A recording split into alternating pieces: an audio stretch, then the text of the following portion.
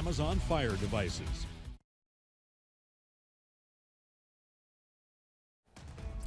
Coming up on First at 4, one Eastern Kentucky kid receives a new home for Christmas.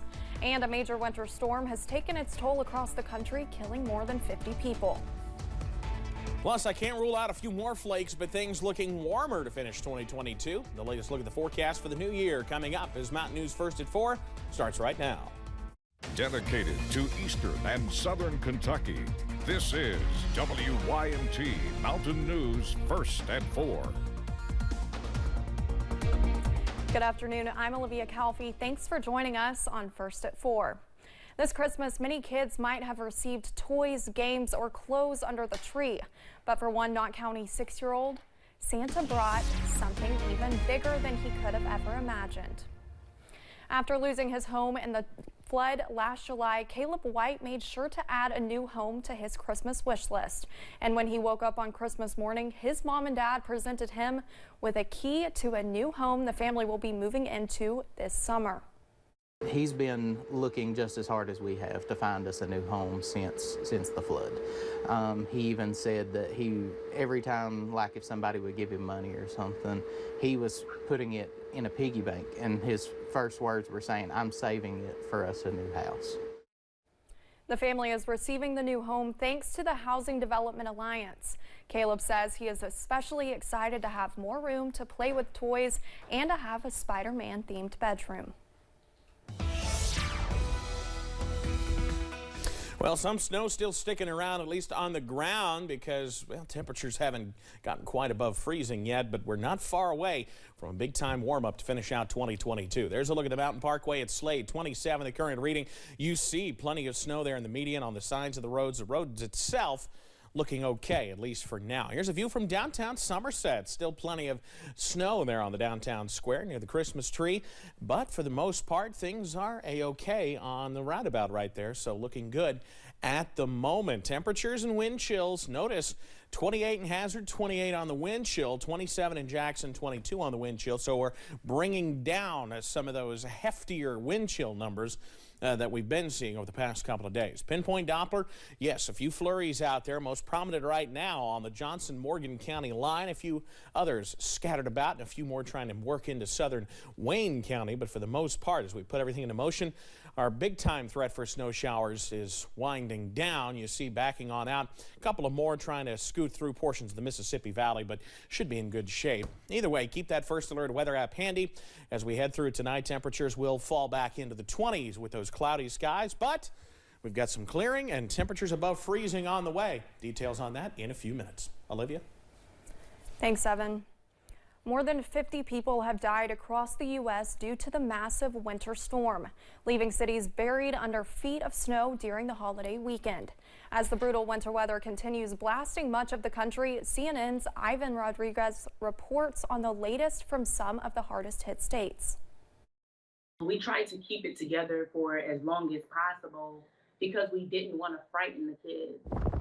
As a deadly winter storm tore through the country, this Buffalo family of 6 was stranded in their car while trying to find a hotel after their home lost power. It was like looking at a white piece of construction paper. You couldn't see anything at all. In the middle of the storm and feeling helpless, they were rescued by firefighters. Demetrius was pretty shaken up, and he said, "Just please don't leave us." I just told him, I said, I'll never leave you. In Erie County, New York, one of the hardest hit areas, many streets remain impassable because of heavy snow. At the height of the storm, Erie County Executive Mark Polenkars says even some first responders had to be rescued. We're used to snow here. We can handle snow, but with the wind, the blinding views, it was complete whiteouts. Some major cities in the Southeast, Midwest, and East Coast recorded their coldest Christmas in decades. Tens of thousands remain without power, largely in New York, Maine, and Washington state. And more than 12,000 flights were canceled across the long holiday weekend. I'm dying to get to my house and to my bed. Yes, this is terrible. As much of the country recovers, this family remains grateful for the firefighters who saved their lives and gave them food, shelter, and even presents on Christmas. They treated us with nothing but love and welcomed us with open arms. We felt like family there. I'm Ivan Rodriguez reporting. More than 10 million people in the U.S. remain under freeze alerts. Among the cities that have been dealing with the colder than usual temperatures the past few days, Orlando, Montgomery, and Atlanta. Officials say these sub-freezing temps will likely cause crop and vegetation problems. Tens of thousands of people are also suffering storm-related power outages. Authorities say at least 37 people have died because of the winter storm, with 17 of those deaths in New York State. The major winter storm that has blasted much of the country in the past few days is causing travel-related headaches. FlightAware says more than 1,300 flights within, into, or out of the U.S. were canceled this morning. The tracking service also says more than 600 flights were delayed. Among the major airports seeing the most downed flights, Atlanta Hartsfield Jackson International, Buffalo's Niagara International, and Denver International. One positive note, the severe weather that is currently covering the eastern two-thirds of the country is expecting to ease this week. China's National Health Commission will stop publishing daily COVID case numbers starting immediately, it announced in a statement yesterday. China's CDC is a sub-department managed by the National Health Commission. The decision to delegate its case counts to a lower authority comes as China experiences an unpredicted COVID wave following a drastic easing of restrictions. The statement did not say how often China's CDC would publish its COVID reports. Traditionally, China's CDC only publishes monthly digests for all infectious disease related under Chinese law, ranging from seasonal flu to hepatitis B and plague. We'll have more on this coming up in the next half hour. China will drop quarantine requirements for all passenger arrivals from outside of its borders and scrap all other restrictive COVID measures, including quarantine for positive patients, tracing close contacts, or designating risk areas. Starting on January 8th, its top health authority has announced. This means January 8th will mark the official end of quarantine policy for all international arrivals to China, first launched in 2020. Travelers will need to have 48-hour negative PCR test results, no more quarantine, health code, or flight restrictions.